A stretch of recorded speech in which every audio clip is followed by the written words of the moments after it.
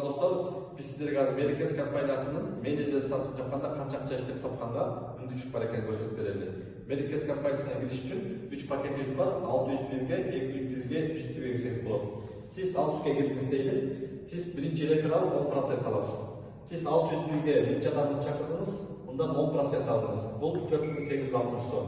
Экинчи адамды 600га чакырдыңыз, мындан 61 4860 сом таптыңыз. Андан кийин 200 пирге үчүнчү кишиңизди чакырдыңыз, 200 пиргенин 10% 1620 сом болот. Андан кийин төртүнчү адамыңыз 200 пирге чакырдыңыз, анын 10% 20 пири 1620 сом болот. Реферальный бонуста экинчи линияда 5 жана 8% бар. Сиздин статусуңуз пакетиңиз 600 болгондугу үчүн компания сизге дагы 8% берет. Ал кандай? Сиздин чакырган адамыңыз өзүнө кайра биринчи чакырды, ал өзүнүн 10% алгандан кийин компания сизге экинчи линиядан дагы 8% берет.